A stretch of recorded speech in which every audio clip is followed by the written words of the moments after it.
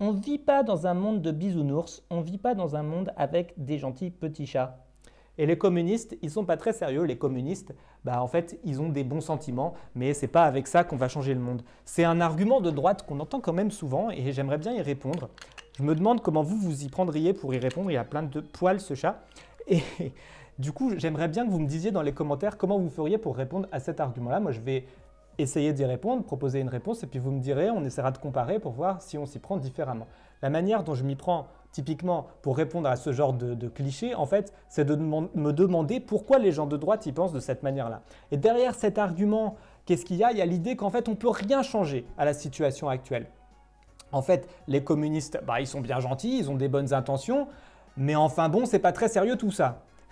Et donc, qu'est-ce qui est sérieux? Le capitalisme. Le capitalisme, éventuellement un capitalisme raisonné, qu'on a mis dans une jolie petite boîte, mais un capitalisme toutefois. Alors pourquoi? C'est ça qu'il faut leur demander. Pourquoi forcément le capitalisme serait sérieux et pas autre chose? Et là, moi, je vois bien leur réponse.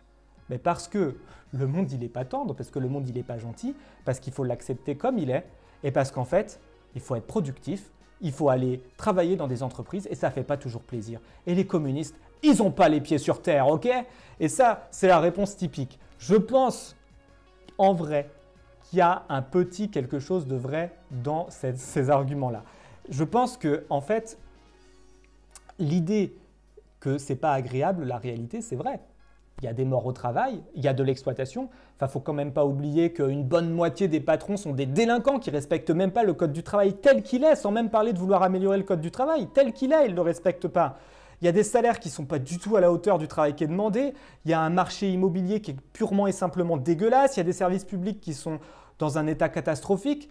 Il y a du burn-out au boulot, il y a des fois du bore-out parce que le travail fait plus sens du tout. Il y a des violences sexuelles dans la société, des violences racistes. Enfin bon, voilà le tableau. C'est pas avec des bons sentiments, nous dit la droite, qu'on va changer ça. Mais la question, c'est pas celle-là. La question, c'est de savoir si on accepte tout ça comme une fatalité ou bien si on se révolte. Et la révolte, c'est pas se voiler la face.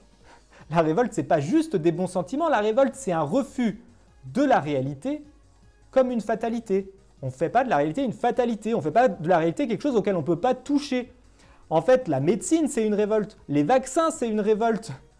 Les contraceptifs, c'est une révolte. La révolte, c'est quelque chose de positif. Et oui, il y a des bons sentiments dans le refus d'une société qui est profondément injuste.